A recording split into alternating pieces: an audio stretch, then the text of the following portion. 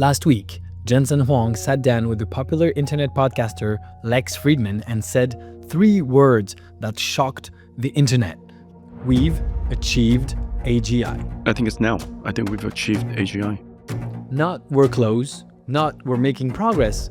We've achieved it. The past tense, achieved. I think we've achieved AGI. Now, Jensen was responding to a specific question. Could AI start and grow a billion-dollar company? To which he said, yes, that's already possible right now. Researchers pushed back immediately. Google DeepMind published a whole paper the same week arguing current AI still falls short across 10 different measures of intelligence. The debate over what AGI actually means is messier than ever. The man who built the $5 trillion company that powers all of it just told the world we're already there is something that's not surprising per se. So, how did we get here so fast? And honestly, this did not happen overnight. It's been building for over a decade.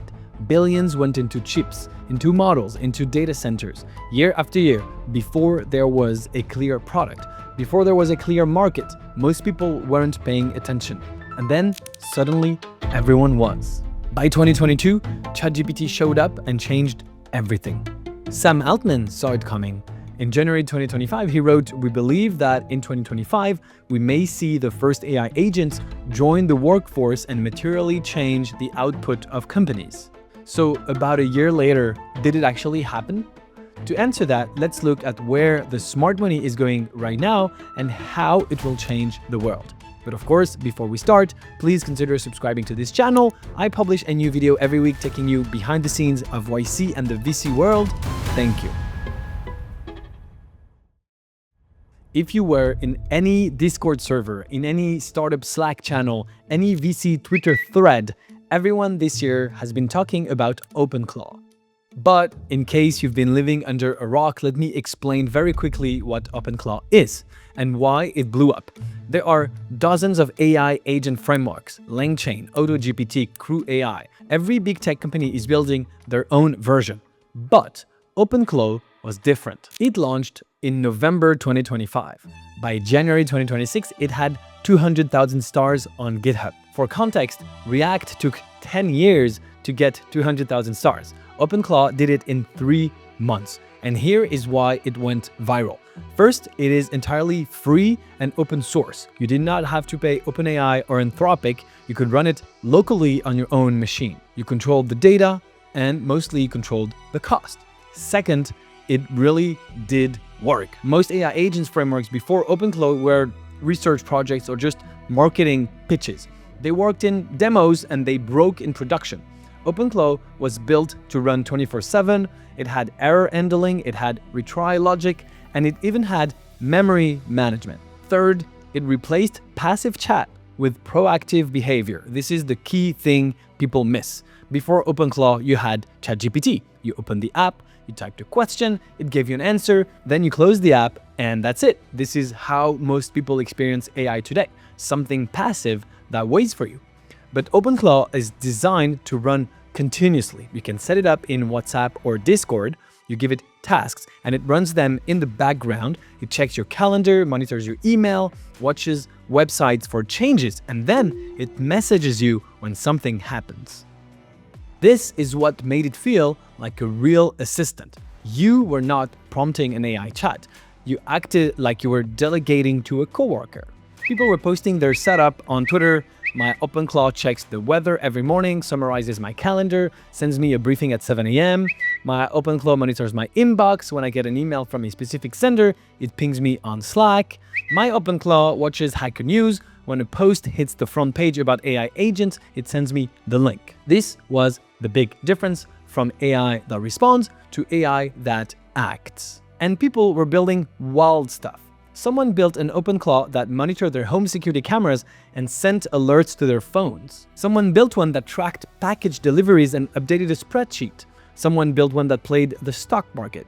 The Reddit threads were insane. The Discord had 50,000 people. Everyone was sharing what they automated. So I set it up. I connected it to my computer, to my browser, and to my Slack. I gave it access to my email and my calendar. I started delegating tasks.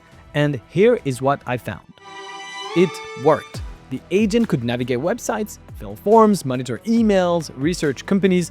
The feeling of delegating something that ran in the background was quite different than using ChatGPT. But most of what it automated was not essential, and it came with baggage, a lot of baggage. The agent would send me notifications constantly. Every email, every calendar update, every website change. I spent hours rewriting instructions to make it more specific, to reduce the noise. The accuracy was inconsistent. It would pull funding data correctly, then completely miss headcounts by 100+ employees. I found myself double-checking everything it did anyway. And it was expensive. Running OpenClaw 24/7 cost me hundreds of dollars per month in API calls to Claude to automate tasks that saved me maybe a few hours a month. So that's $100 per hour. I could have hired an actual human for less and wouldn't have had to double check. Now, sure, some of that is probably down to skill issue, but I'm fairly technical. For most people, this tech is not even accessible at all. Then in February, OpenAI reportedly acqui-hired the founder of the OpenClaw for what's been rumored to be $1 billion. And they launched Operator, the commercial version of OpenClaw.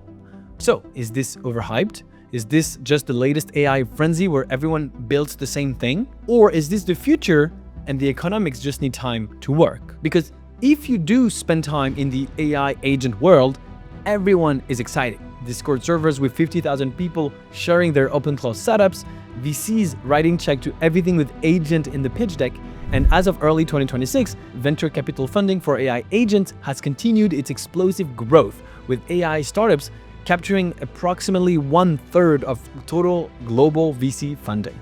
So the big question here is this: are most of the use cases just solutions looking for problems? Here is the classic problem most AI agent companies have. They are LLM wrappers. They take GPT-4 or Claude, and then they layer a UI on top. They add some prompt engineering. Maybe they connect it to Salesforce or Gmail or your CRM, and then they charge you $20, $50, $100 a month. And every time you use their product, they pay OpenAI or Anthropic for the API call. Now, this isn't necessarily bad, and it doesn't mean you cannot be successful, but it could be a broken business model. Let me show you what I mean. Traditional software companies have 70%, 80%, or 90% gross margin.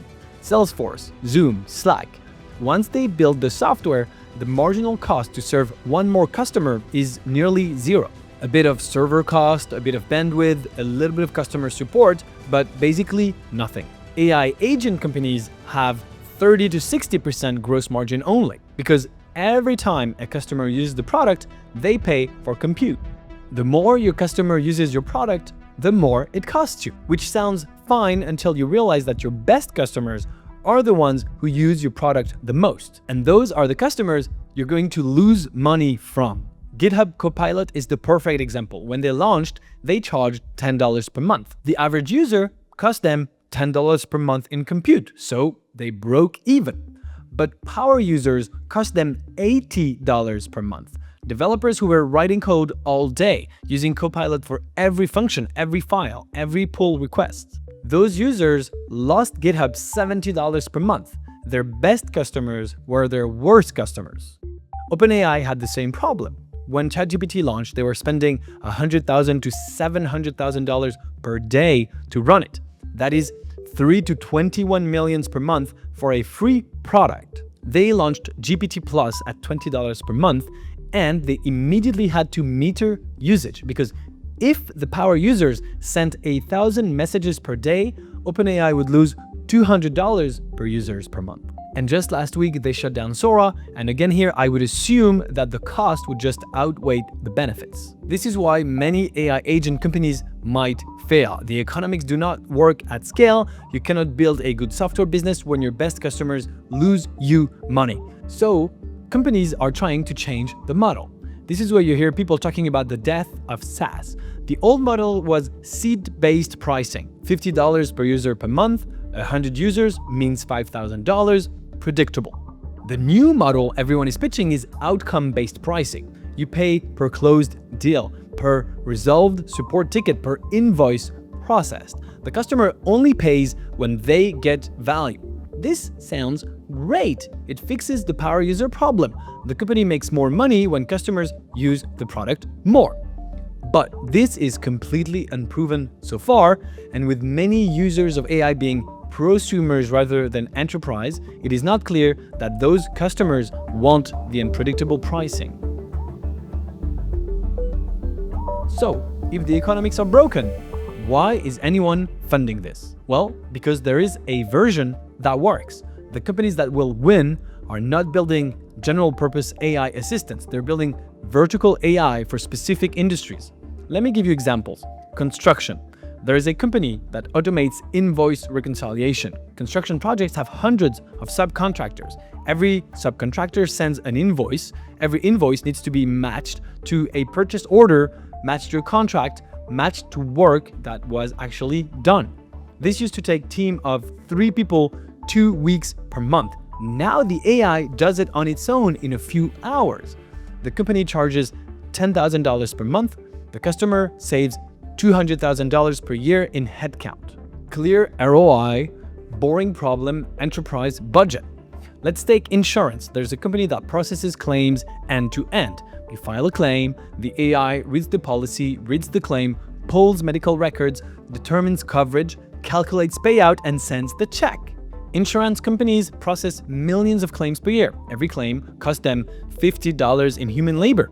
The AI costs them $2 per claim. This is a $48 saving per claim at scale. Pretty huge. Clear ROI, boring problem, enterprise budget. You see the pattern here.